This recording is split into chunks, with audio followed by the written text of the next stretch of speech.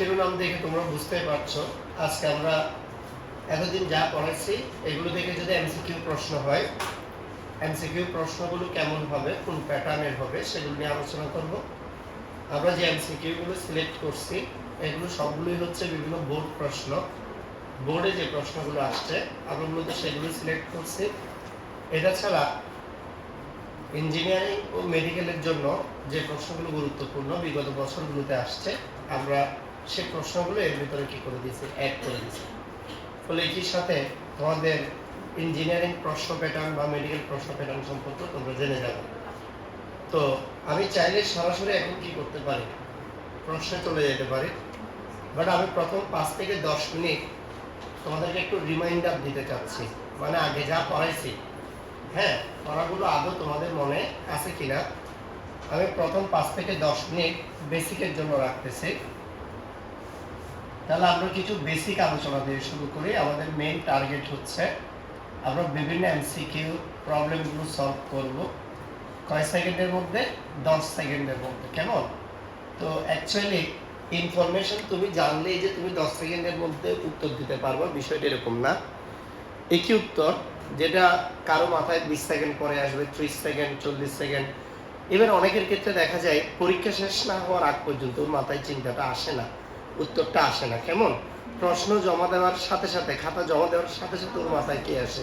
উত্তরটা আসে যে এটার অ্যান্সার তো কি হবে, এটা হবে। অথবা যখন পরীক্ষার হল থেকে নেমে যাচ্ছে, কেমন নামতে নামতে বাসায় যেতে যেতে 2-3টা প্রশ্নের উত্তর কিন্তু অনেকের মাথায় আসে, একদম অ্যাকুরেট অ্যান্সারটা কিন্তু চোখের ক্যানভাসে বেশি ওঠে। এই যে তাহলে একটা লং টাইম বিষয়টাকে আমরা টার্গেট হচ্ছে 10 সেকেন্ডের মধ্যে নিয়ে আসা। এটার জন্য আসলে শুধু যে পড়লে হয় বিষয়টা এরকম না, অনেক ভালো করে পড়তে হয়, প্রতিনিয়ত পড়তে হয়, পড়ার মধ্যে থাকতে হয়, ভাবতে জানতে হয়, অনেকগুলো বিষয় একসাথে আছে। আমি একটু চেষ্টা করতেছি তোমরা যাতে কম সময়ে পারো সেজন্য আবার কথাগুলো মনে করাই দিতে। আমাদের যে মৌলের পর্যাবৃত্ত ধর্ম ছিল, মৌলের পর্যাবৃত্ত ধর্ম ছিল যে সকল ধর্ম একই গ্রুপে ও একই পর্যায়ে ক্রমান্বয়ে কি হতে পারে, পরিবর্তিত হতে পারে, সেই ধর্মগুলোর নাম হচ্ছে মৌলের পর্যাবৃত্ত ধর্ম। যেমন গলনাঙ্ক, স্ফুটনাঙ্ক, এটি মৌলের একটি ধর্ম, পর্যাবৃত্ত ধর্ম। এটি ছাড়া আমরা সবাই জানি আয়নিক ব্যাসার্ধ,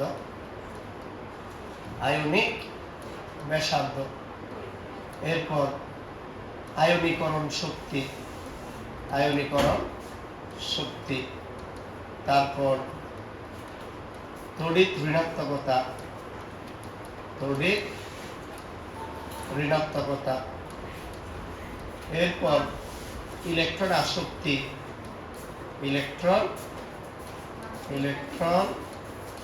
আসক্তি, এবং ফাইনালি অক্সাইডের প্রকৃতি, অক্সাইডের প্রকৃতি। এই সবগুলো কিন্তু আমাদের পর্যাবৃত্ত ধর্মের মধ্যে আছে। এটা ছাড়া আমরা আরো অনেকগুলো ধর্ম এখানে আনি নাই, লেস ইম্পর্টেন্ট, সেজন্য ধাতব ধর্ম, অধাতব ধর্ম, জারণ সংখ্যা, এগুলো কিন্তু অক্সাইডের প্রকৃতির মধ্যে আছে মৌলিক পর্যাবৃত্ত ধর্মের মধ্যে। প্রথমে আমরা যেটা নিয়ে আলোচনা করব এর নাম হচ্ছে গলনাঙ্ক ও স্ফুটনাঙ্ক। গলনাঙ্ক ও কি স্ফুটনাঙ্ক। তো ভাই গলনাঙ্ক স্ফুটনাঙ্কের বিষয়টা যদি তোমাদেরকে বলি তাহলে এটা হচ্ছে যে পদার্থগুলো যত দৃঢ়ভাবে মজবুতভাবে লেগে থাকে তার গলনাঙ্ক স্ফুটনাঙ্ক কি হয়, বেশি হয়। আর আয়নিক যৌগের বৈশিষ্ট্য যার বেশি তার গলনাঙ্ক স্ফুটনাঙ্ক বেশি। সমযোজী যৌগের বৈশিষ্ট্য যার বেশি তার গলনাঙ্ক স্ফুটনাঙ্ক কম হয়। ঠিক আছে না? আচ্ছা, না আমরা যদি এখানে বিষয়টাকে একটু মেনশন করি, মনে করো আমরা তৃতীয় পর্যায়ের মৌলগুলো নিলাম। তৃতীয় পর্যায়ে যে মৌলগুলো আছে এই মৌলগুলোর ক্ষেত্রে sodium, magnesium, aluminium, silicon, phosphorus. লেখা কি দেখা যাচ্ছে? সাইজ ছোট করে লিখতেছি কারণ এই স্লাইডে আমাকে সব বুঝাই ফেলতে হবে, এই জন্য। দেখা যাচ্ছে তো না? Sodium, magnesium, aluminium, silicon, phosphorus, sulphur, chlorine এবং আর্গন। এদের ক্ষেত্রে আমরা যতই দেখি এখানে সোডিয়াম, ম্যাগনেসিয়াম, অ্যালুমিনিয়াম এরা সবাই ধাতু। এই জন্য এদের মধ্যে যে বন্ধন আছে এর নাম হচ্ছে ধাতব বন্ধন। আর ধাতব বন্ধনের মান সোডিয়াম প্লাসের চেয়ে ম্যাগনেসিয়াম 2 প্লাসের বেশি, ম্যাগনেসিয়াম 2 প্লাসের চেয়ে অ্যালুমিনিয়াম 3 প্লাসের আরও বেশি। এই জন্য আমরা বলতে পারবো সোডিয়াম প্লাসের চেয়ে ম্যাগনেসিয়াম 2 প্লাসের গলনাঙ্ক স্ফুটনাঙ্ক বেশি, অ্যালুমিনিয়াম 3 প্লাসের ক্ষেত্রে গলনাঙ্ক আরও বেশি। আবার সিলিকন যেটা আছে, সিলিকন এটি হচ্ছে একটি অর্ধধাতু, কিন্তু সিলিকন পরমাণুগুলো সিলিকন এরকম ত্রিমাত্রিক জালিকা কি করতে পারে, তৈরি করতে পারে। সিলিকন যে ত্রিমাত্রিক জালিকা তৈরি করে, এই ত্রিমাত্রিক জালিকা অনেক বেশি পরিমাণ কি হয়, শক্তিশালী হয়, অনেক বেশি পরিমাণ মজবুত হয়। এই সিলিকন জালিকাটা অনেক বেশি শক্তিশালী, অনেক বেশি মজবুত হয় বিধায় আমরা বলতে পারবো সিলিকনের গলনাঙ্ক স্ফুটনাঙ্ক কি হয়, বেশি হয়। সিলিকনের গলনাঙ্ক স্ফুটনাঙ্ক কি হয়, বেশি হয়। সবাই বুঝতে পারছো? তাহলে আমরা বলতে পারবো অ্যালুমিনিয়াম 3 প্লাসের চেয়েও গলনাঙ্ক স্ফুটনাঙ্ক বেশি কার, সিলিকনে। কিন্তু এরপর ফসফরাস, সালফার, ক্লোরিন, আর্গন যেগুলো দেখতে পাচ্ছ এরা সবাই কিন্তু অধাতু। অধাতুর মধ্যে দুর্বল ভ্যান ডার ওয়ালস আকর্ষণ বল কি করে, কাজ করে। এদের ক্ষেত্রে আবার ফসফরাস এটার 4টি পরমাণু যুক্ত থাকে, কিন্তু সালফারের 8টি পরমাণু যুক্ত থাকে। এই জন্য ফসফরাসের চেয়ে সালফারের কি গলনাঙ্ক স্ফুটনাঙ্ক বেশি। আবার সালফারের চেয়ে ক্লোরিনের কম, কারণ ক্লোরিনের 2টি পরমাণু, ক্লোরিনের চেয়ে কার কম, আর্গনের কম। এটাই হচ্ছে মূলত তৃতীয় পর্যায়ের মৌলগুলোর গলনাঙ্ক স্ফুটনাঙ্ক কিভাবে বাড়ে, কিভাবে কমে। অনেকেই হয়তো তোমাদের মধ্যে এরকম চিন্তা থাকতে পারে, স্যার মনে হয় একটু তাড়াতাড়ি বলে চলে যাচ্ছে, আগে তো কি আর একটু ভালো করে বুঝাইতো, এটা তাড়াতাড়ি বলে যাবো, 10 মিনিটে পরে ফেলবো এই সবগুলো। এটা তো আমি মনে করাই দিচ্ছি, বুঝতে পারছো? এরকম না যে স্যার অনেক ডিটেইলস এক্সপ্লেইন করতেছি, বিষয়টা এরকম না। এটা হচ্ছে তোমরা যাতে যে তাড়াতাড়ি পারো সেজন্য আরেকবার কি করে দিচ্ছি, মনে করে দিচ্ছি। এটা ছাড়া আর কিছু না, জাস্ট বেসিক গুলো বলে যাচ্ছি। তাহলে গলনাঙ্ক স্ফুটনাঙ্কের আরেকটা বিষয় আছে। মনে করো আমরা যদি গ্রুপ 1 এর মৌলগুলো দেখি, গ্রুপ 1 এর মৌল হচ্ছে হাই, লি, না, কে। মনে রাখতে হবে যতই উপর থেকে নিচের দিকে যাওয়া যায় আকার তত বড় হয়। উপর থেকে নিচে গেলে কি হয় ভাইয়া, আকার বড় হয়। আকার বড় হলে ইলেকট্রন ত্যাগ করা সহজ হয়। ইলেকট্রন ত্যাগ করা যত সহজ হয় তার জন্য আয়নিক যৌগ গঠন তত সহজ হয়। আয়নিক যৌগ গঠন সহজ হয়, গলনাঙ্ক স্ফুটনাঙ্ক তত বেশি হয়। তার মানে হাইড্রোক্লোরিক অ্যাসিডের চেয়ে লিথিয়াম ক্লোরাইডের গলনাঙ্ক স্ফুটনাঙ্ক বেশি। লিথিয়াম ক্লোরাইডের চেয়ে সোডিয়াম ক্লোরাইডের গলনাঙ্ক স্ফুটনাঙ্ক বেশি। সোডিয়াম ক্লোরাইডের চেয়ে পটাশিয়াম ক্লোরাইডের গলনাঙ্ক স্ফুটনাঙ্ক কি বেশি।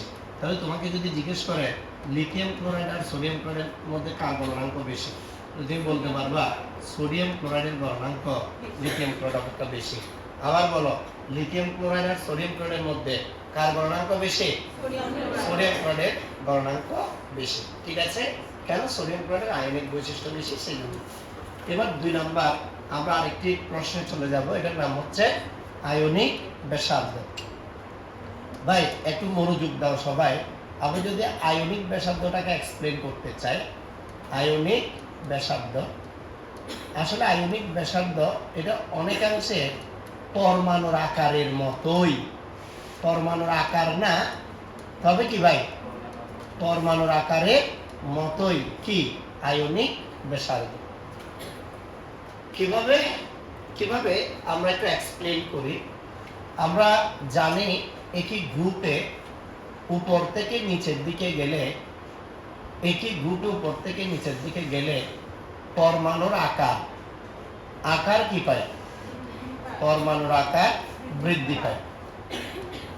একই গ্রুপে উপর থেকে নিচের দিকে গেলে পরমাণুর আকার বৃদ্ধি পায়। সেজন্য আমরা বলতে পারবো যে হাইড্রোজেনের চেয়ে লিথিয়ামের আকার বড়, তার চেয়ে sodium, potassium, rubidium, caesium, francium এদের আকার এবং উপর থেকে নিচের দিকে কি হতে থাকে, বাড়তে থাকে। ঠিক আছে? আবার একই পর্যায়ে যত বাম থেকে ডান দিকে যাওয়া যায় পরমাণু আকার কিন্তু কি পাই? পরমাণুর আকার কি পাই বলো দেখি? আমি আবার বলছি, যতই উপর থেকে নিচের দিকে যাওয়া যায় আকার বৃদ্ধি পায়, আর যত বাম থেকে ডান দিকে যাওয়া যায় আকার কি পায়? আকার যে হ্রাস পায়, এই বিষয়টা কেমন আমরা একটু খেয়াল করি। এই বিষয়টা হচ্ছে দ্বিতীয় পর্যায়ের মৌলগুলো যদি আমি লিখি, দ্বিতীয় পর্যায়, তো দ্বিতীয় পর্যায়ের মৌলগুলো হচ্ছে lithium, beryllium, boron, carbon, nitrogen, oxygen, fluorine ইত্যাদি। তো যতই বাম থেকে ডান দিকে যাওয়া যায় পরমাণুটা আসলে শক্তি স্তর বাড়ে না, কিন্তু নিউক্লিয়াসের মধ্যে প্রোটন সংখ্যা কি বাড়তে থাকে। নিউক্লিয়াসে যত প্রোটন সংখ্যা বাড়ে, এটি বাইরের ইলেকট্রনগুলোকে তত প্রবলভাবে নিজের দিকে টানে, সেজন্য আকার হ্রাস পেতে থাকে। লিথিয়ামের চেয়ে বেরিলিয়ামের boron, carbon, nitrogen, oxygen, fluorine এভাবে ধীরে ধীরে আকার কি পাই? হ্রাস পায়। সবাই কি বুঝতে পারছো? বুঝতে পারছো ভালো করে? Very good. এরপর 3 নাম্বার, এটা সম ইলেকট্রনিক যারা, কারা ভাই? সম ইলেকট্রনিক, যাদের ইলেকট্রন সংখ্যা কি আছে? সমান আছে, তাদের ক্ষেত্রে প্রোটন সংখ্যা বাড়লে আয়নিক ব্যাসার্ধ কি পাবে? আয়নিক ব্যাসার্ধ হ্রাস পাবে। স্যার বুঝলাম না, আমি বুঝাচ্ছি। মনে করো আমি এখানে দুইটা আয়ন নিয়েছি, একটা সোডিয়াম প্লাস আর একটি কি ম্যাগনেসিয়াম 2 প্লাস। আমাকে বললো কার আয়নিক ব্যাসার্ধ কম, কার আয়নিক ব্যাসার্ধ বেশি। তাহলে আমি কিভাবে বলবো? আমি দেখতেছি সোডিয়ামে ইলেকট্রন আছে 10টি, ম্যাগনেসিয়ামে ইলেকট্রন আছে 10টি। ইলেকট্রন সংখ্যা সমান বিদায় এদের নাম হচ্ছে কি সম ইলেকট্রনিক। তাহলে সোডিয়ামে প্রোটন আছে 11টি, ম্যাগনেসিয়ামে প্রোটন আছে 12টি। যার প্রোটন সংখ্যা বেশি তার ব্যাসার্ধ কম। তার মানে সোডিয়াম প্লাসের চেয়ে ম্যাগনেসিয়াম 2 প্লাসের আয়নিক ব্যাসার্ধ কম। সোডিয়াম প্লাসের চেয়ে ম্যাগনেসিয়াম 2 প্লাসের আয়নিক ব্যাসার্ধ কি হয় ভাইয়া? বলো দেখি। আয়নিক ব্যাসার্ধ কম হয়। সবাই কি বুঝতে পারছো ভাইয়া? বুঝতে পারছো? জি কি বলতেছেন? 11টা প্রোটন আছে, এটাতে কয়টা প্রোটন আছে? তো যার প্রোটন বেশি তার পজিটিভ চার্জ বেশি বিদায় বাইরের শক্তি স্তরের নেগেটিভ ইলেকট্রনগুলোকে নিজের দিকে ভালোভাবে টানবে, ভালোভাবে আকর্ষণ করবে বিদায় আকার কি হয়ে যাবে? ছোট হয়ে যাবে। ঠিক আছে, এটাই বলছে প্রোটন বাড়লে ব্যাসার্ধ কমে। প্রোটন বাড়লে ব্যাসার্ধ কি? আচ্ছা, এটা ছাড়া আমাদের আরো কিছু ব্যাসার্ধ রিলেটেড ইনফরমেশন জানতে হবে। সেগুলো কি? সেগুলো হচ্ছে মৌলের ক্যাটায়নিক ব্যাসার্ধ নিরপেক্ষ পরমাণু অপেক্ষা কি হয়? কম হয়। আর মৌলের অ্যানায়নিক ব্যাসার্ধ নিরপেক্ষ পরমাণু অপেক্ষা কি হয়? বেশি হয়। মৌলের ক্যাটায়নিক ব্যাসার্ধ নিরপেক্ষ পরমাণু অপেক্ষা কি হয়? কম হয়। আর অ্যানায়নিক ব্যাসার্ধ নিরপেক্ষ পরমাণু অপেক্ষা বেশি হয়। এবার আসো আয়নীকরণ শক্তি। আমরা এখন যে বিষয়টা নিয়ে আলোচনা শুরু করব, বিষয়টার নাম হচ্ছে ভাইয়া আয়নীকরণ শক্তি।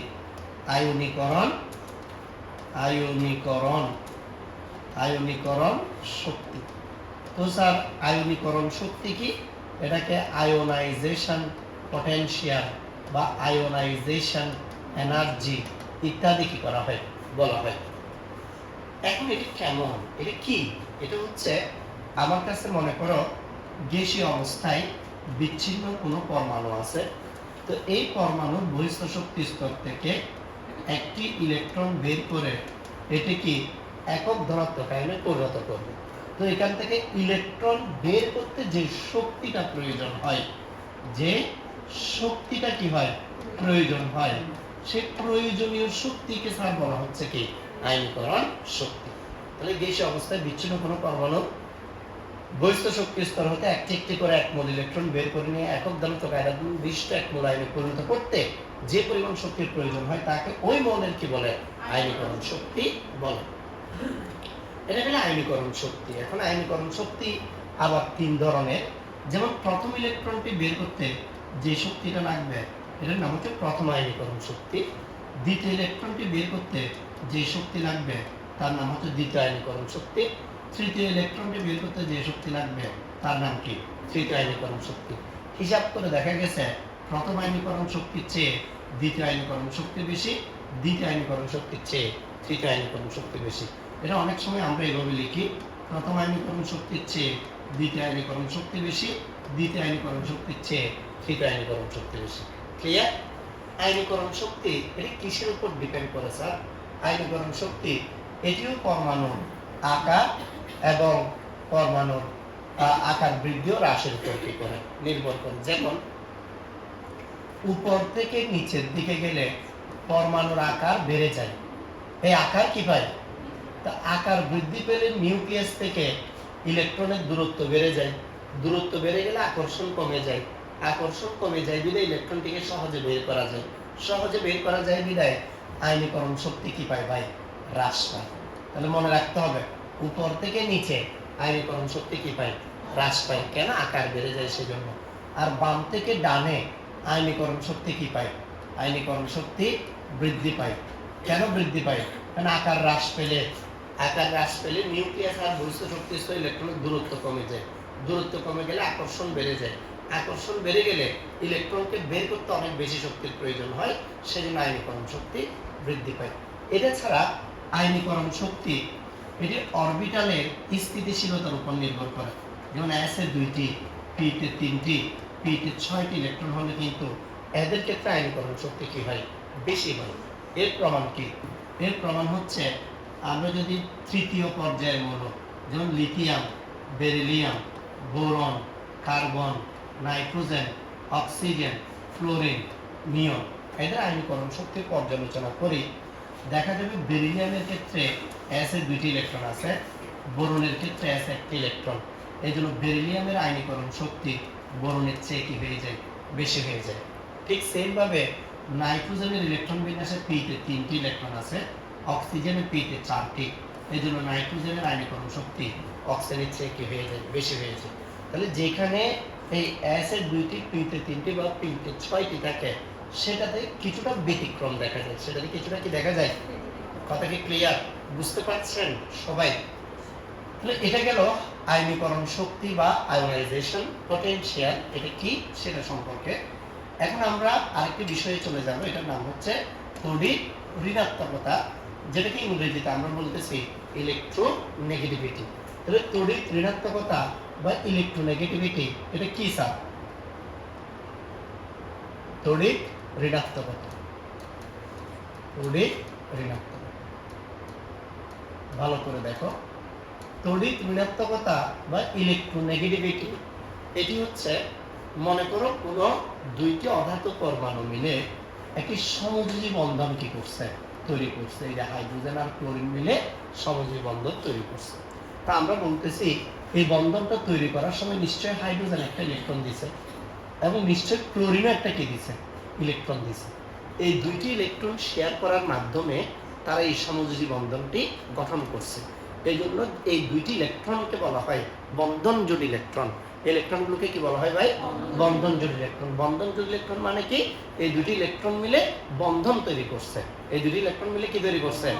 এখন দেখা যাচ্ছে সমযোজী বন্ধনে আবদ্ধ দুটি পরমাণুর মধ্যে কোনো একটি পরমাণু বন্ধন জোড় ইলেকট্রনকে তার নিজের দিকে বেশি টেনে নেয়। এই বেশি টেনে নেওয়ার ক্ষমতার নাম হচ্ছে কি? তড়িৎ ঋণাত্মকতা। যেমন এটা কেন ক্লোরিনের দিকে ইলেকট্রনগুলো চলে যায় তার প্রমাণ হিসেবে আমরা বলতেছি হাইড্রোজেনের তড়িৎ ঋণাত্মকতা 2.1, ক্লোরিনের তড়িৎ ঋণাত্মকতা কি? 3.0। ফলে ক্লোরিনের তড়িৎ ঋণাত্মকতা হাইড্রোজেনের তুলনায় অনেক বেশি হওয়ায় সে বন্ধন জোড় ইলেকট্রনকে নিজের দিকে টেনে নিছে। ফলে এই পাশে ইলেকট্রনের ঘনত্ব অনেক বেড়ে যায় বিদায় এটাকে আমরা পার্শিয়াল নেগেটিভ, এবং এখান থেকে ইলেকট্রন চলে গেছে সেজন্য এখানে ইলেকট্রনের ঘাটতি কমে গেছে, ঘাটতি বেড়ে গেছে অর্থাৎ ইলেকট্রন ঘনত্ব কমে গেছে, সেজন্য এটা পার্শিয়াল পজিটিভ বলা হচ্ছে। তড়িৎ ঋণাত্মকতার কারণে যখন কোনো যৌগের মধ্যে আংশিক ধনাত্মক ও আংশিক ঋণাত্মক প্রান্তের সৃষ্টি হয় সেই যৌগগুলোকে বলা হয় পোলার যৌগ। সেই যৌগগুলোকে কি বলা হয়?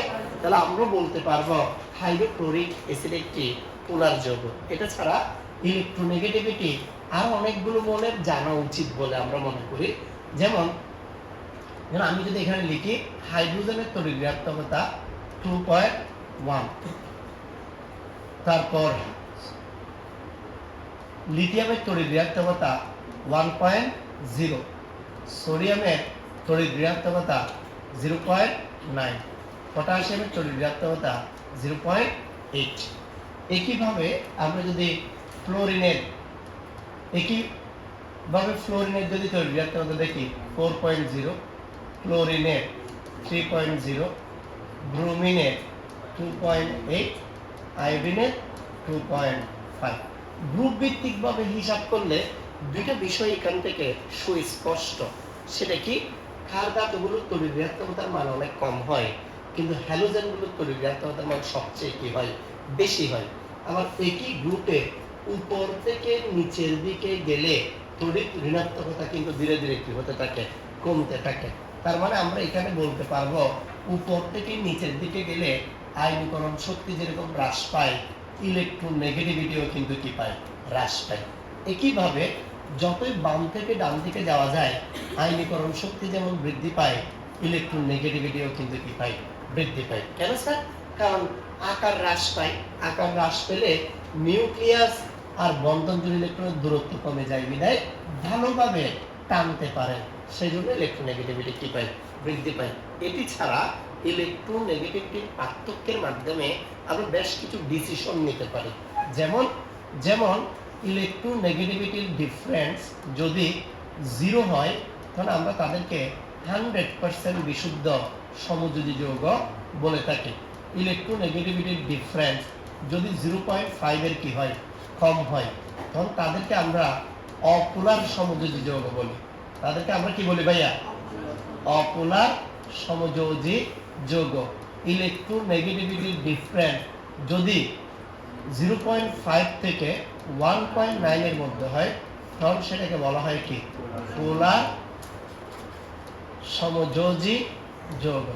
আর ইলেকট্রোনেগেটিভিটির ডিফারেন্স যদি 1.9 এর বেশি হয়, তখন সেটাকে বলা হয় কি যৌগ ভাই? সেটাকে বলা হয় আয়নিক যৌগ। আশা করি আমি বুঝাইতে পারছি। সবাইকে বুঝতে পারছো? কারো কোনো সমস্যা আছে? যদি কারো কোনো সমস্যা বা প্রবলেম না থাকে, তাহলে আমরা তড়িৎ ঋণাত্মকতা সম্পর্কে জেনে গেলাম। এবার আমরা যে বিষয়টা নিয়ে আলোচনা শুরু করব, এর নাম হচ্ছে ইলেকট্রন আসক্তি বা ইলেকট্রন আসক্তি জিনিসটা কি? ইলেকট্রন আসক্তি এটা হচ্ছে ইলেকট্রনকে নিজের দিকে টেনে নেওয়ার ক্ষমতা। যেমন আমি যদি একটু এই বিষয়টা ডিসকাস করি, ইলেকট্রন আসক্তি, যেটাকে আমরা ইলেকট্রন অ্যাফিনিটিও বলতে পারি। ইলেকট্রন আসক্তি, মনে করো আমার কাছে একটা পরমাণু আছে, তো এই পরমাণুর এটা একটি নিউক্লিয়াস আর এটার নাম হচ্ছে আগত ইলেকট্রন। তাহলে পজিটিভ নেগেটিভকে কি করবে? আকর্ষণ করবে। আকর্ষণের মাধ্যমে ইলেকট্রনটা এসে তার বহিস্থ শক্তি স্তরে কি হবে? যুক্ত হবে। যুক্ত হলে শক্তি নির্গত হবে। এই নির্গত শক্তির মান হচ্ছে কি? ইলেকট্রন আসক্তির পরিমাণ। তাহলে আমরা এইভাবে বলতে পারবো, গ্যাসীয় বিচ্ছিন্ন কোনো পরমাণুর বহিস্থ শক্তি স্তরে একটি ইলেকট্রন যুক্ত করে সেটিকে একক ঋণাত্মক আয়নে পরিণত করতে যে পরিমাণ শক্তি নির্গত হয়, সে নির্গত শক্তির পরিমাণকে ওই মোলের কি বলে? ইলেকট্রন আসক্তি বলে। প্রশ্ন, ইলেকট্রন আসক্তি কিসের উপর নির্ভর করে? যথারীতি এটাও আকারের উপর নির্ভর করে। উপর থেকে নিচে আকার বেড়ে গেলে নিউক্লিয়াস আর আগত ইলেকট্রনের দূরত্ব বেড়ে যায়, ফলে ইলেকট্রন অ্যাফিনিটি হ্রাস পায়। এটা কিন্তু তোমাদের জন্য অনেক প্লাস পয়েন্ট, যে উপর থেকে নিচে কিন্তু তিনটা মানে কি পাচ্ছে? হ্রাস পাচ্ছে। আয়নীকরণ শক্তিও কমতেছে, ইলেকট্রোনেগেটিভিটিও কমতেছে, ইলেকট্রন আসক্তিও কিন্তু কমতেছে। তুমি নিজেও জানো 6 তলা থেকে নিচের দিকে গেলে 5 তলা, 4 তলা, 3 তলা, যতই নিচে যাবে ততই কি পাবে? হ্রাস পাবে। বলছে এত নিচে নামে গেলি কেমনে তুই? হ্যাঁ, তোর মা বাপের কথা একবারও মনে পড়লো না? তুই যে এত নিচে নামে গেলি, তোর নিচে নেমে যাওয়ার মানে বাড়া না, কি হয়ে যাওয়া? কমে যাওয়া, ঠিক না? তাহলে উপর থেকে নিচে গেলে সবগুলো মান কি পাবে? যে হ্রাস পাবে। আর বাম থেকে ডানে গেলে সবগুলো মান কি পাবে? বৃদ্ধি পাবে। ঠিক আছে? ক্লিয়ার? আচ্ছা, তাহলে এখন ইলেকট্রন আসক্তির মান এটা আকারের উপর ডিপেন্ড করে। আবার দেখো নিউক্লিয়াসের মধ্যে আমি যদি পজিটিভ চার্জ বাড়াই, তাহলে পজিটিভ যত বাড়বে নেগেটিভটি কিন্তু তত তীব্রভাবে, তত ভালোভাবে কি করবে? আকর্ষণ করবে। আর যত ভালোভাবে আকর্ষণ করবে ইলেকট্রন আসক্তিও তত বাড়বে।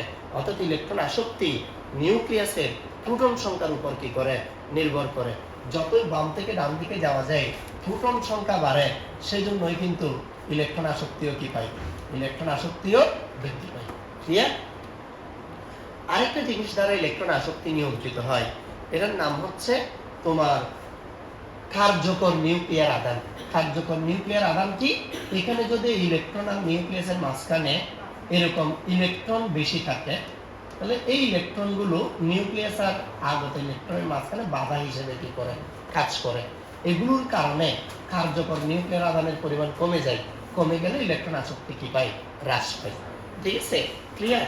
তাহলে ইলেকট্রন আসক্তি নির্ভর করে না কিসের উপর, ভরের উপর কি করে না, ইলেকট্রন আসক্তি নির্ভর করে না, চার্জের উপর কি করে, ইলেকট্রন আসক্তি নির্ভর করে। ক্লিয়ার? আচ্ছা, ইলেকট্রন আসক্তিও দুই ধরনের হতে পারে। যেমন প্রথম ইলেকট্রনটা যুক্ত করতে যে শক্তি লাগবে এর নাম হচ্ছে প্রথম ইলেকট্রন আসক্তি। দ্বিতীয় ইলেকট্রনটি যুক্ত করতে যে শক্তি লাগবে এর নাম দ্বিতীয় ইলেকট্রন আসক্তি। প্রথম ইলেকট্রন আসক্তির মান ধনাত্মক হতে পারে, ঋণাত্মক হতে পারে, কিন্তু দ্বিতীয় ইলেকট্রন আসক্তির মান সবসময় কি হয়, ধনাত্মক হয়। স্যার, প্রথম ইলেকট্রন আসক্তির মান ধনাত্মক কখন হয়? যখন এস এ 2টি ইলেকট্রন থাকে, পি তে 3টি বা পি তে 6টি ইলেকট্রন থাকে, তখন অরবিটালগুলোর অর্ধ বা পূর্ণ স্থিতিশীলতার কারণে তারা নতুন করে ইলেকট্রনের প্রতি আর কোনো কি দেখায় না, আকর্ষণ দেখায় না। আকর্ষণ দেখায় না বিদায় ইলেকট্রন যুক্ত করতে গেলে একটু বেশি পরিমাণ শক্তি প্রদান করতে হয়। আর এগুলো ছাড়া অন্যান্য ক্ষেত্রে প্রথম ইলেকট্রন আসক্তির মানটি হয় নেগেটিভ। ক্লিয়ার? এবার আমাদেরকে যদি প্রশ্ন করে যে ফ্লোরিন, ক্লোরিন, ব্রোমিন, আয়োডিন এর মধ্যে কার ইলেকট্রন আসক্তি সবচেয়ে বেশি, আমরা বলবো যে ক্লোরিনের। মনে আছে স্যার পড়াইছিলাম ক্লোরিনের ইলেকট্রন আসক্তি কি সবচেয়ে বেশি, আর ফ্লোরিনের তড়িৎ ঋণাত্মকতা কি সবচেয়ে বেশি। তাহলে ক্লোরিনের ইলেকট্রন আসক্তি সবচেয়ে বেশি, তার চেয়ে কম ফ্লোরিনের, তার চেয়ে কম ব্রোমিনের, তার চেয়ে কম কি আয়োডিনের। এই হচ্ছে ইলেকট্রন আসক্তির কি ক্রম। একেবারে সর্বশেষে আমাদের কাছে যেটা আছে এটার নাম কি অক্সাইডের প্রকৃতি। আমি একটা অক্সাইডের প্রকৃতি নিয়ে তোমাদের সাথে আলোচনা করতে চাই। ভাই প্রথমে একটু তোমরা দেখো যে আসলে অক্সাইড জিনিসটা কি। আগে তো আমাদের সেটা এনশিওর হইতে হবে যে আসলে অক্সাইড কি, তারপর না আমরা কি করব, অক্সাইডের প্রকৃতি নিয়ে আলোচনা করব। দেখো অক্সাইড, ভাই অক্সাইডকে সংক্ষেপে O2 মাইনাস দিয়ে কি করা হয়, প্রকাশ করা হয়। এটা হচ্ছে অক্সাইড। যেমন তৃতীয় পর্যায়ের মৌলগুলোর অক্সাইডগুলো হচ্ছে সোডিয়াম অক্সাইড, ম্যাগনেসিয়াম অক্সাইড, এই সবগুলোতে কিন্তু অক্সাইড কি রূপে আছে, 2 - 2, aluminium oxide, silicon dioxide, phosphorus pentoxide, sulphur trioxide, dichloro hexoxide, এই সবগুলো ভাইয়া অক্সাইড। এই সবগুলো কি চিল্লায় বলেন, এই সবগুলো কি অক্সাইড। এখন অক্সাইডগুলোর প্রকৃতি কেমন হবে? সহজ কথা হচ্ছে ধাতু যদি থাকে, ধাতুর অক্সাইড, ধাতুর অক্সাইড ক্ষারধর্মী, ধাতুর অক্সাইড ক্ষারধর্মী বিদায় এদের পিএইচ এর মান 7 এর চেয়ে কি হয়, বেশি হয়। ধাতুর অক্সাইড ক্ষারধর্মী এরকম ক্যাসা, এই যে সোডিয়াম অক্সাইডের ক্ষারধর্মিতা সবচেয়ে বেশি, ম্যাগনেসিয়াম অক্সাইডের ক্ষারধর্মিতা কম, অ্যালুমিনিয়াম অক্সাইডের ক্ষারধর্মিতা আরো কম, সিলিকন ডাইঅক্সাইডের ক্ষারধর্মিতা আরো কম। তাহলে আমাদেরকে যদি বলা হয় এই অক্সাইডগুলোর মধ্যে তীব্র ক্ষারধর্মী অক্সাইড কোনটি, তাহলে আমরা বলতে পারবো কি সোডিয়াম অক্সাইড। সোডিয়াম অক্সাইডের ক্ষারধর্মিতা সবচেয়ে বেশি। সোডিয়াম অক্সাইডের জলীয় দ্রবণের পিএইচ কত হবে, 7 এর চেয়ে বেশি হবে। পিএইচ কত হবে, 7 এর চেয়ে বেশি হবে। আচ্ছা, 2 নাম্বার হচ্ছে আমরা এভাবে ধরে নিব অধাতুর অক্সাইডগুলো অম্লধর্মী। অধাতুর অক্সাইডগুলো কি, তো অম্লধর্মী হলে তাদের পিএইচ কিন্তু 7 এর চেয়ে কি হবে, কম হবে। স্যার অধাতুর অক্সাইড যে অম্লধর্মী সেরকম অক্সাইড কোনগুলো, এই সবগুলো। যেমন সিলিকন ডাইঅক্সাইড, এটা হচ্ছে ফসফরাস পেন্টঅক্সাইডের অম্লধর্মিতা বেশি, সেটা হচ্ছে সালফার ট্রাইঅক্সাইডের অম্লধর্মিতা বেশি, ডাইক্লোরো হেক্সঅক্সাইডের অম্লধর্মিতা আরো বেশি। তাহলে সবচেয়ে ক্ষারধর্মী অক্সাইড হচ্ছে সোডিয়াম অক্সাইড, সবচেয়ে অম্লধর্মী অক্সাইড হচ্ছে কি ডাইক্লোরো হেক্সঅক্সাইড। যতই বাম থেকে ডান দিকে যাওয়া যায় খাদ্যধর্মিতা হ্রাস পায়, অম্লধর্মিতা কি পায়? বৃদ্ধি পায়। এই জন্য এদের পিএইচ এর মান 7 এর চেয়ে বেশি, এদের পিএইচ এর মান 7 এর চেয়ে কম। এটার পাশাপাশি আরেকটা অক্সাইড আছে যেটার নাম দিছি আমরা উভধর্মী অক্সাইড। উভধর্মী অক্সাইড কি? যাদের পিএইচ এর মান অ্যারাউন্ড 7 বা 7 এর কি কাছাকাছি হয়, তারা হচ্ছে উভধর্মী অক্সাইড। এরা অম্ল ও ক্ষার উভয় হিসেবে কি করতে পারে? কাজ করতে পারে। উভধর্মী অক্সাইডের এক্সাম্পলের মধ্যে কি কি আছে? উভধর্মী অক্সাইডের এক্সাম্পলের মধ্যে আছে অ্যালুমিনিয়াম অক্সাইড, আছে বেরিলিয়াম অক্সাইড, আছে বোরন অক্সাইড, আছে জিঙ্ক অক্সাইড। আশা করি আমি বুঝাতে পারছি। সবাই কি বুঝতে পারছো? কোনো সমস্যা আছে? নাই? কারো মোবাইলে মনে হয় কল আসতেছে নাকি?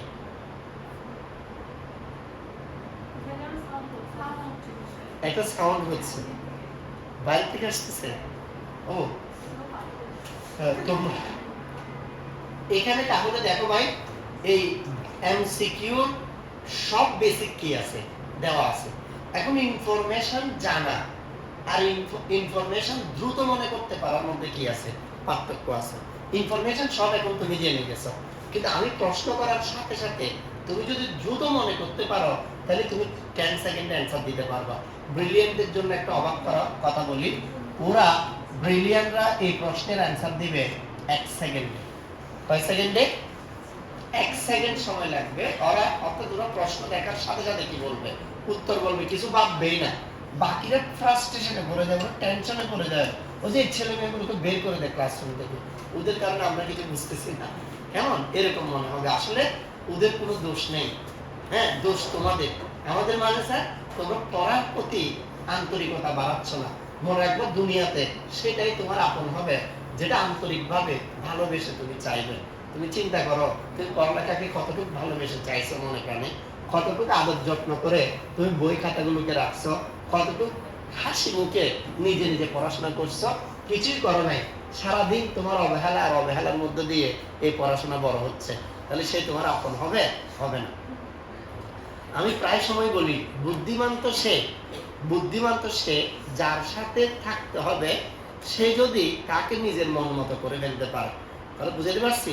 মনে করে একটা মেয়েকে জোর করে বিয়ে দিয়ে দিল, তো এখন একটা মেয়েকে যদি জোর করে বিয়ে দিয়ে দেয়, যে ছেলেটাকে বিয়ে দিছে মেয়েটা সেই ছেলেটাকে কি করে না? পছন্দ করে। এখন যদি আল্লাহ হায়াত রাখে 40-50 বছর, এই পছন্দ করে না সেরকম একটা ছেলের সাথে তার জিন্দেগি কি করতে হবে? কাটাইতে হবে। একটু দুঃখের আর কি হতে পারে? এই ক্ষেত্রে মেয়েটার দুইটা করণীয়। এক, সে ছেলেটাকে পছন্দ করে না মানবো না করতে করতে কান্না করতে করতে জিন্দেগি কি করে দেওয়া? পার করে দেওয়া। কেমন? আরেকটি হচ্ছে ছেলেটাকে ছেড়ে চলে আসা। দুইটার মাঝখানে একটা কি আছে? সলিউশন আছে। যদি ছেলেটা আন্ডারস্ট্যান্ডিং হয়, তার মন মতো করে এটাকে কি করা? গড়ে তোলা। বুঝাতে পারছি? অনেক মেয়ে বলে না তোমাকে একটু চেঞ্জ হইতে হবে, তোমাকে এইভাবে ড্রেস আপ করতে হবে, এইভাবে হেয়ার কাট করতে হবে। এটা অনেকেই কি করে? করে না। তাহলে সে যদি নিজের মন মতো করে 1 বছর বা 6 মাসের মধ্যে একে রেডি করতে পারে, বাকি জিন্দেগি কি করবে? সে তার মন মতো করে সুন্দর করে সুখে শান্তিতে জীবন যাপন করতে পারবে। পড়ালেখা হচ্ছে ভাই এই ছেলেটাই, পড়ালেখা হচ্ছে এই ছেলেটাই, যেটা জোর করে হোক আর ইচ্ছাকৃতভাবে হোক, যেটার সাথে তোমাদের বিয়ে দিয়ে দেওয়া হয়েছে অলরেডি। সংসার মরার আগের দিন পর্যন্ত আর কি হবে না? শেষ হবে না। কথা বুঝাতে পারছি? এসএসসি শেষ হয়েছে, এসএসসি শেষ হবে, অনার্স শেষ হবে, মাস্টার শেষ হবে, জবের এডুকেশন কি হবে? শেষ হবে। এরপর প্রমোশনের কি চলবে? পরীক্ষা চলবে, পরীক্ষা কি হবে না? শেষ হবে না। তো এখন এটার থেকে দুইটা উপায়। এক হচ্ছে আমাকে কেন পড়াচ্ছে, আমি পড়বো না করে করে জিন্দেগি শেষ করে দেওয়া, যেটা তোমরা অলরেডি এই লাইনের মধ্যে আসো। অথবা ডাইরেক্ট কি করে দেওয়া? ছেড়ে দেওয়া। আর 3 নম্বর আরেকটা বিষয় আছে, সেটা নিজে পড়ার টেবিলে বসে বই খাতাগুলোর সাথে কথা বলে আপন করে নেওয়া। আপন করে নিয়ে এবার বাদ বাকি জিন্দেগি কি করতে থাকা, একসাথে চলতে থাকা।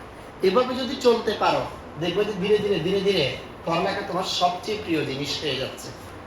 বুঝতে পারছি? বই মেলাতে অনেকগুলো স্লোগান থাকে, তার মধ্যে একটি স্লোগান হচ্ছে বই আপনার প্রকৃত বন্ধু, যে কখনো আপনাকে কষ্ট দিবে না। এবং যে কখনো আপনাকে ছেড়ে যাবে না, যে কখনো আপনাকে ছেড়ে যাবে না, সে আপনার নীরব বন্ধু হিসেবে সব সময় আপনার সাথে কি থাকবে। কথা বুঝতে পারছি? তো এগুলো আসলে কি, এগুলো শুধু কথার কথা না, এই কথাগুলোর তাৎপর্য অনেক। কিন্তু আমাদের ছাত্র সমাজ বর্তমানে এমনভাবে গাফেল হয়ে গেছে, মোবাইলের প্রতি এডিক্টেড হয়ে গেছে, তাদের খুব ভালো লাগে তবে ফেসবুক, তবে কি বুক ফেসবুক। কথা বুঝতে পারছি? তাদের ভালো লাগে ইনস্টাগ্রাম, তাদের ভালো লাগে হ্যাঁ রিলস ইত্যাদি ইত্যাদি। কিন্তু এগুলো এই মুহূর্তে ভালো লাগার জিনিস না। চলেন আপনাদের ব্রেন টেস্ট করে ফেলি। দ্রুত বলতে হবে অক্সাইডের সংকেত কোনটি? কিরে ভাই এত কম? খ বলবা অথবা O2 মাইনাস বলবা, অপশনটা দেখা যাচ্ছে তো O2 মাইনাস। ঠিক আছে, প্রতি সেকেন্ডে একটা করে প্রশ্নের কি হইতে হবে, উত্তর হইতে হবে। নিচের কোন অক্সাইডের জলীয় দ্রবণ পিএইচ এর মান অপেক্ষা বেশি? পিএইচ এর মান যাদের 7 অপেক্ষা বেশি হয় তারা ক্ষারীয়। ক্ষারীয় হচ্ছে কারা? ধাতুর অক্সাইড গুলো। তাহলে ধাতুকে বোরন অক্সাইড। এতক্ষণ তাই আর কি, হ্যাঁ ফসফরাস ক্লোরিন এগুলো আদাতে দেখতেছে না, বেরিয়াম অক্সাইড উভধর্মী অক্সাইড। তাহলে বোরনটা ধাতু, যেহেতু ধাতুর অক্সাইড কি খাদ্যধর্মী, খাদ্যধর্মী হলে পিএইচ 7 এর চেয়ে কি হয় বেশি হয়। ইনফরমেশন আমি যা বলতেছি সব বুঝতেছ, কিন্তু নিজের ব্রেনে আসতেছে না। এই যে নিজের ব্রেনে আসতেছে না, এটা হচ্ছে তোমার দুর্বলতার অংশ। মানে নিজের দুর্বলতা পরিমাপ করার মাপকাঠি হচ্ছে এটা। চলো আবার বলবো, হ্যাঁ উভধর্মী ঠিক আছে, কিন্তু এখানে কার কোনো অপশন আছে আমার কাছে? তাহলে যতগুলো অপশন আছে তার মধ্যে বেস্ট কেন বোরন অক্সাইড, কেন সেটা ধাতু হিসেবে সে হিসেবে লিখছি। কোন মৌলটি অম্লীয় অক্সাইড ও অম্লীয় হাইড্রাইড কি করে গঠন করে? এখানে প্রথম কথা অক্সাইড কি ধর্মী বলো না ভাই, ব্রেন দ্রুত কাজ করতে হবে। তো অক্সাইড কি ধর্মী? তো অম্লধর্মী অক্সাইড কাদের হয়? অধাতুর অক্সাইড। তো অধাতু আছে এখানে নাইট্রোজেন আর কি। তো সালফারের অক্সাইড হচ্ছে সালফার ট্রাইঅক্সাইড অম্লধর্মী, সালফারের হাইড্রাইড হচ্ছে H2S অম্লধর্মী। তার মানে উত্তর হচ্ছে কি সালফার। স্যার নাইট্রোজেন নয় কেন? নাইট্রোজেন হাইড্রাইড হচ্ছে NH3, আমরা পড়ছিলাম NH3 কি ধর্মী খাদ্যধর্মী, NH3 PH3 অপেক্ষা অধিকতর কি ধর্মী খাদ্যধর্মী। তাহলে বুঝতে পারছি? তাহলে এটা দ্রুত বিদ্যুৎ গতিতে কি চলে আসতে হবে ব্রেনের ভিতরে, অ্যান্সার চলে আসতে হবে। আবার দেখো যারা এমসিকিউ মুখস্থ করে ওরা এমনি মুখস্থ করে না বুঝে। কোন অক্সাইড সবচেয়ে বেশি অম্লধর্মী? তাড়াতাড়ি বলো। Dichloro heptoxide. Very good. কোনটি উভধর্মী অক্সাইড? তাড়াতাড়ি বলো। Beryllium oxide. বলছি প্রতি সেকেন্ডে একটা করে। নিচের কোন অক্সাইড তীব্র খাদ্যধর্মী? নিচের কোন অক্সাইড তীব্র খাদ্যধর্মী? Sodium oxide. পড়া ফেলছি না ভাইয়া? সোডিয়াম অক্সাইড তীব্র খাদ্যধর্মী। কোন মৌলটির অক্সাইড অম্লীয়? কোন মৌলটির অক্সাইড অম্লীয়? আমরা বলছি অধাতুর অক্সাইড কি ধর্মী? অম্লধর্মী। তো অধাতুকে ক্লোরিন। কাহিনী খতম।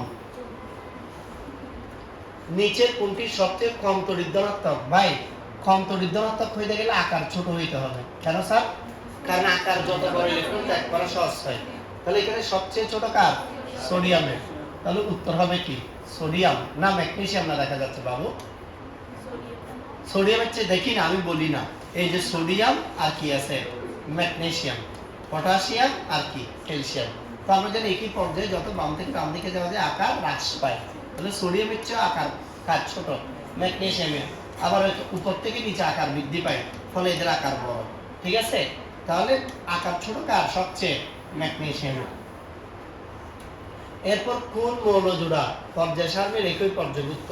একই পর্যায়ে কারা ছিল? ম্যাঙ্গানিজ আর আয়রন। কেন স্যার? স্কাউট টিচার বাবু কিরণ মানুষটি আয়রন, এই মানুষটি আয়রন কোম্পানিতে নিল কাজ। এই জন্য বলছি ইনফরমেশন অলরেডি তোমার মাথায় আছে। লাস্ট 2-3 সপ্তাহ ধরে ইনফরমেশন দিছি, সব ইনফরমেশন 10-15 মিনিট ধরে আমি আবার দিছি। এখন কিন্তু তোমার ব্রেন কত দ্রুত তোমাকে ইনফরমেশন বের করে দিচ্ছে, এজন্য তোমার দক্ষতা কি করবে নির্ভর করবে। নিচের কোনটি তড়িৎ ঋণাত্মকতার সঠিক ক্রম? তড়িৎ ঋণাত্মকতার সঠিক ক্রম আমরা জানি উপর থেকে নিচের দিকে ইলেকট্রোনেগেটিভিটি বাড়ে নাকি কমে? বলছি উপর থেকে নিচে সবকিছু কমে আকার ছাড়া, এমন? তাহলে ইলেকট্রোনেগেটিভিটি কমে। তাহলে 1 নম্বর গ্রুপের মৌল হচ্ছে লি না কে রবি সাজাবে ফ্রান্সে। তার মানে লিথিয়ামের চেয়ে সোডিয়াম, পটাশিয়াম, রুবিডিয়াম, সিজিয়াম এদের তড়িৎ ঋণাত্মকতা হ্রাস পায়। তার মানে ক নাম্বার হচ্ছে কি রাইট অ্যান্সার। বুঝাতে পারছি? মালিনা বুঝতে পারছো? নাসিমা বুঝতে পারছো? কষ্ট হচ্ছে অনেক? কষ্ট হবে না?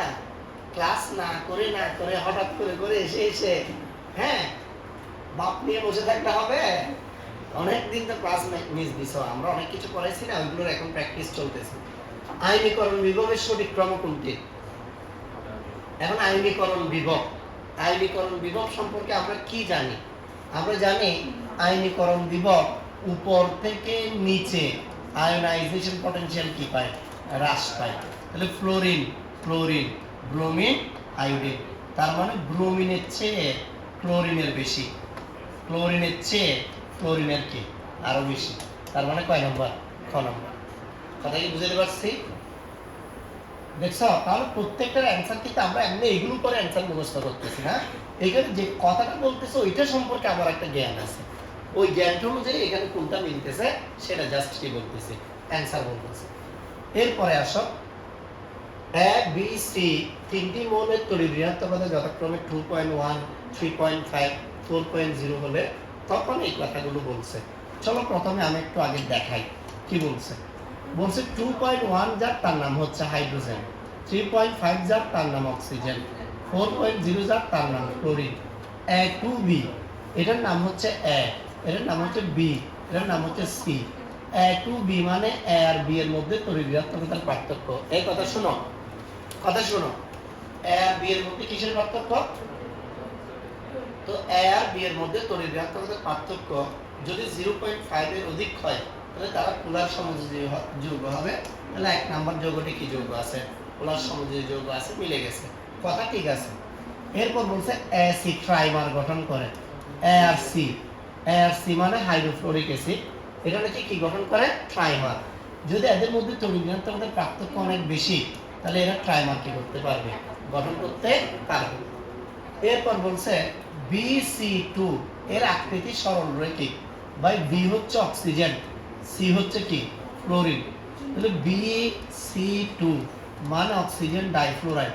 অক্সিজেন ডাইফ্লোরাইড মানে অক্সিজেনের সাথে কয়টা ফ্লোরিন আছে? দুইটা ফ্লোরিন। এভাবে যদি থাকে তার আকৃতি কি সরল রৈখিক। কিন্তু আমরা জানি অক্সিজেনের কাছে দুটি কি আছে? Lone pair electron. এই ইলেকট্রনটাকে বিকর্ষণ করে এই বন্ধনটাকে একটু নিচে নামায় ফেলবে। এই ইলেকট্রনকে বিকর্ষণ করে একটু নিচে নামায় ফেলবে, ফলে এর আকৃতি উল্টা বিআকৃতি হয়ে যাবে।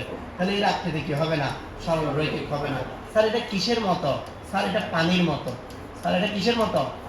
যেমন পানির আকৃতি 9-10 এর বইয়ে পড়ছিলা, উল্টো কি আকৃতি?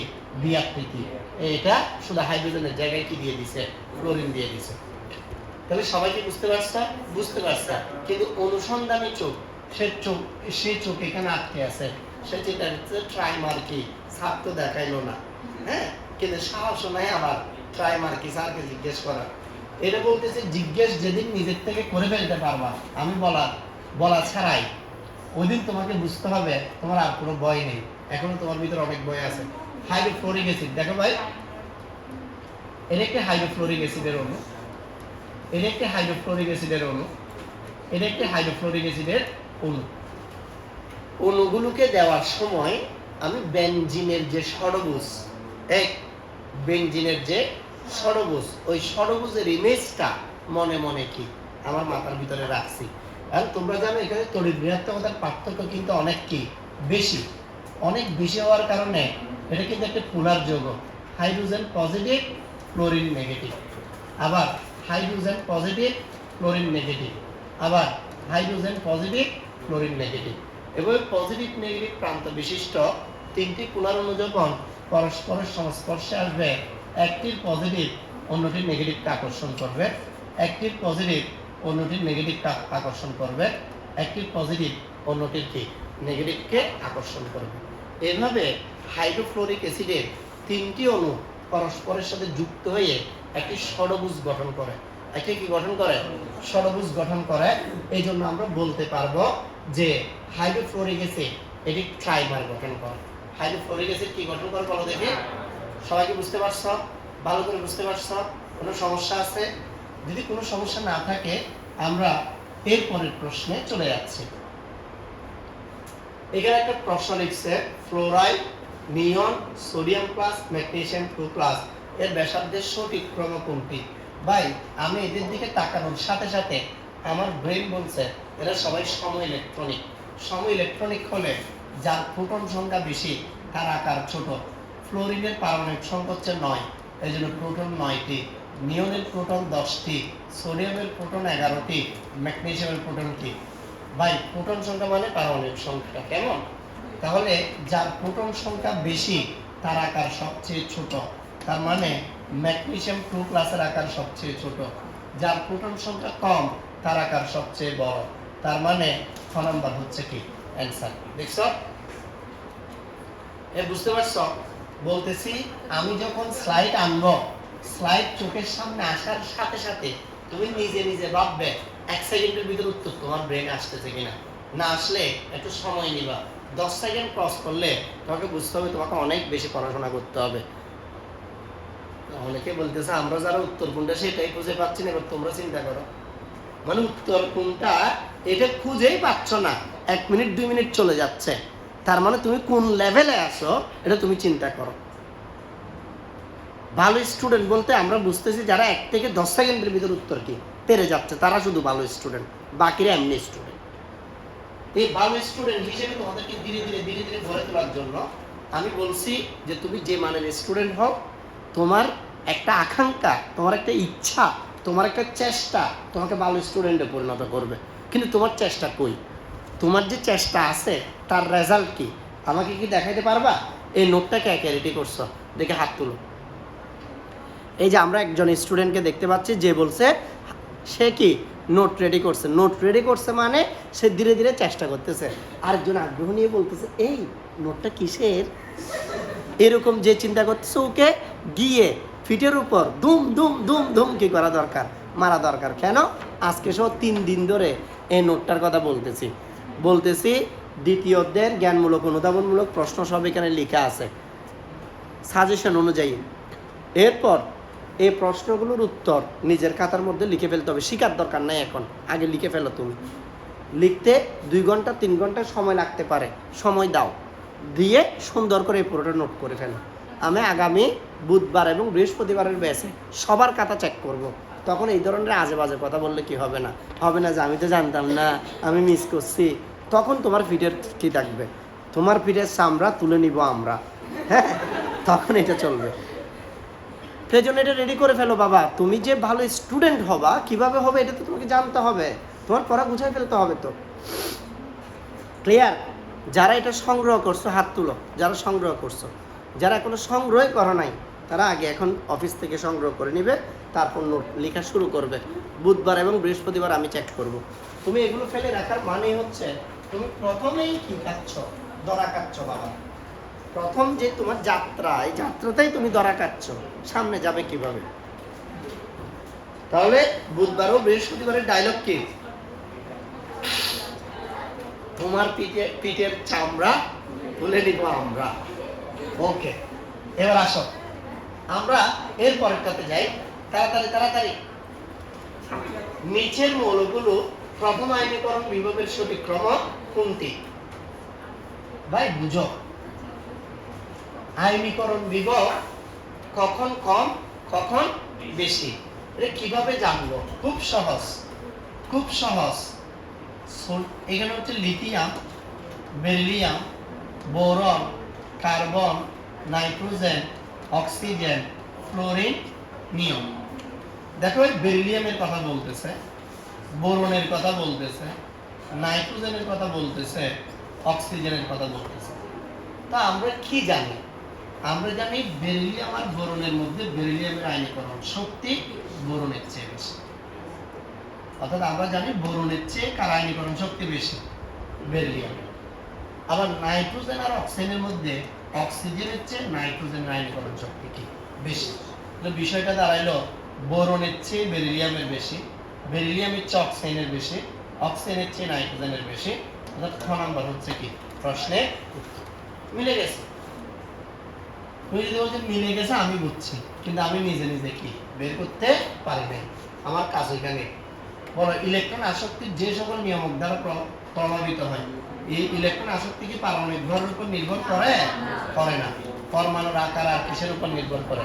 কার্যকর নিউক্লিয়ার আধানের উপর নির্ভর করে। এবার আসো, কোনটির ইলেকট্রন আসক্তি সর্বনিম্ন? কার ইলেকট্রন আসক্তি সবচেয়ে কম হবে? যার আকার বড়, যার আকার বড় তার ইলেকট্রন আসক্তি কি সর্বনিম্ন, সেটার নাম কি? ক্যালসিয়াম। ইলেকট্রন আসক্তির সঠিক ক্রম কোনটি? এই ইলেকট্রন আসক্তির সঠিক ক্রম কোনটি? স্যার বলছিলাম ইলেকট্রন আসক্তির সঠিক ক্রম হচ্ছে ক্লোরিনের ইলেকট্রন আসক্তি ফ্লোরিন অপেক্ষা বেশি, এরপর ব্রোমিন, এরপর কি আয়োডিন। এটা দেখার সাথে সাথে ভাইয়া বলে দিতে হবে না, কিছুক্ষণ আগেই তো পড়াইছি। নিচে কোনটির ব্যাসার্ধ সবচেয়ে কম? ব্যাসার্ধ কম হইতে গেলে প্রোটন কি হইতে হবে? বেশি হইতে হবে। কার কার আর বলছে যার প্রোটন বেশি তার ব্যাসার্ধ কি হয়? কম হয়। তাহলে উত্তর হবে ম্যাগনেসিয়াম। কোনটির প্রথম আয়নীকরণ শক্তি বেশি? সেম, যার আকার কম, যার আকার কি ছোট তার প্রথম আয়নীকরণ শক্তি বেশি হবে। যার পিতে 3টি বা 6টি ইলেকট্রন থাকবে তার আয়নীকরণ শক্তি বেশি হবে। সেটার নাম কি? তাড়াতাড়ি বলো। উত্তর হচ্ছে নাইট্রোজেন। স্যার ফসফরাস নয় কেন? কারণ নাইট্রোজেনের নিচে ফসফরাস ফলে আকার বড়, কিন্তু আমাদের লাগবে আকার ছোট। আকার ছোটর মধ্যে আবার নাইট্রোজেনের পিতে কয়টি ইলেকট্রন আছে, এই জন্য এটার আয়নীকরণ শক্তি কি হবে? বেশি হবে। ইনফরমেশন জানার পর ইনফরমেশন দ্রুত কি করতে হবে? মাথার মধ্যে নিয়ে আসতে হবে। এর জন্য ব্রেনকে প্রেসার ক্রিয়েট করতে হবে, বারবার প্রেসার ক্রিয়েট করতে হবে, তখন সে অ্যাক্টিভ হবে। নিচের আয়নগুলোর মধ্যে কোনটির আকার সবচেয়ে ছোট? যার প্রোটন সংখ্যা বেশি তার আকার ছোট, যার প্রোটন সংখ্যা বেশি আবার শক্তি স্তর কম, শক্তি স্তর কম তার আকার ছোট। ক্যাশে তোমরা বলছো স্যার আমরা তো পারতেছি না, আপনি একটু প্লিজ আমাদেরকে কি করেন, হেল্প করেন। ক্লোরিন হবে না, কারণ তার এন এর মান শক্তি স্তর বেশি। তাহলে এই তিনটা থেকে যে কোনো একজনকে নিব। এর মধ্যে প্রোটন বেশি হলে আকার ছোট, তো প্রোটন বেশি হচ্ছে অক্সিজেন 8টি, এখানে 7টি। প্রোটন কি? প্রোটন পারমাণবিক সংখ্যা। না স্যার আমি তো এটা সহ হিসাব করতে কেন বাবা? ওকে আমি বলছি, আমি তো বলছি পারমাণবিক সংখ্যাই কি সংখ্যা। তো যার প্রোটন সংখ্যা বেশি সেটা আকর্ষণ করে নিজের দিকে নিয়ে আসা বিদায় আকারকে কি করে দেয়? ছোট করে দেয়। বুঝতে পারতেছ? কোনো সমস্যা আছে?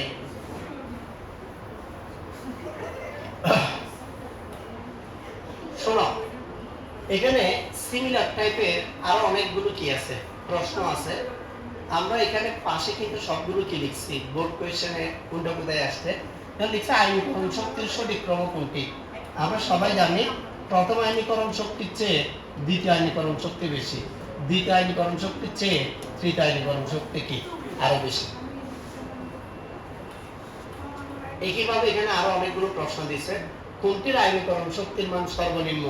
আয়নীকরণ শক্তির মান কম মানে আকার কি হবে? বড় হবে। আকার বড় হলে ইলেকট্রন ইজিলি বের করা যাবে। নাম কি হবে? সিজিয়াম। বলছে স্যার আপনি যখন আকার বড় লিখে দেন তখন উত্তর বের করে আমাদের জন্য কি হয়ে যায়? সহজ হয়ে যায়। এটাই তো। তাহলে তোমার মাথায় কেন বিষয়টা আসতেছে না? আয়নীকরণ শক্তির মান কিসের উপর নির্ভর করে? আকারের উপর। তাহলে আকার বড় হলে আয়নীকরণ শক্তি কম, আকার কম হলে আয়নীকরণ শক্তি। তো এই সূত্রগুলোই তো আমি এখানে কি করতেছি? ইউজ করতেছি। তাহলে বুঝতে পারছি? সিজিয়াম কোন মৌলের প্রথম আয়নীকরণ সবচেয়ে বেশি? তাহলে আয়নীকরণ শক্তি যদি বেশি হইতে যায় আকার কি হইতে হবে? ছোট হইতে হবে। সেটি ছাড়া এস এ 2টি, পি তে 3টি, পি তে 6টি হলে তখন আয়নীকরণ শক্তি সবচেয়ে কি হয়? বেশি হয়। বলো সেই মৌলটি কি হইতে পারে? আকার আকার ছোট কার? লিথিয়ামের। এই জন্য লিথিয়ামের আয়নীকরণ শক্তি সবচেয়ে বেশি।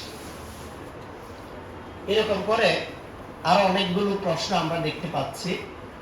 হ্যাঁ, আমরা এই প্রশ্নটা একটু সলভ করার কি করি চেষ্টা করি। তোমাদের মতিগতি খারাপ দেখা যাচ্ছে, তোমাদের চোখের ভিতরে দেখা যাচ্ছে মানে কখন যাবো স্যার, এরকম একটি প্রশ্ন।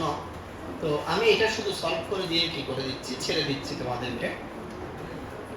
একটু দেখো, এই 1 নাম্বার গ্রুপের মৌলগুলোর দ্বিতীয় পর্যায়ের মৌলটার নাম হচ্ছে লিথিয়াম। লিথিয়ামের নিচে আছে কি? সোডিয়াম। 2 নাম্বার গ্রুপে আছে বেরিলিয়াম আর কি? ম্যাগনেসিয়াম। 17 নাম্বার গ্রুপে আছে ফ্লোরিন আর কি? ভাই কিউটি কে তোমাদের মধ্যে? তোমাদের মধ্যে কিউটি কে? বলছে আমাদের মধ্যে তো কোনো স্যার কিউটি নাই। কিউটি হচ্ছে কিউ মানে সোডিয়াম আর টি মানে কি? ক্লোরিন। এই কিউটি মানে কে বলো? Sodium chloride. এরপর এক্সটি, এই কথা শুনো, এক্সটি, এক্স কে? লিথিয়াম, টি কে?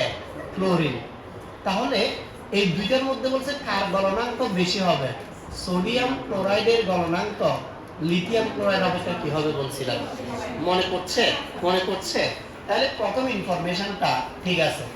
বলছে টি এর ইলেকট্রন আসক্তি জ্যাক অপেক্ষা বেশি।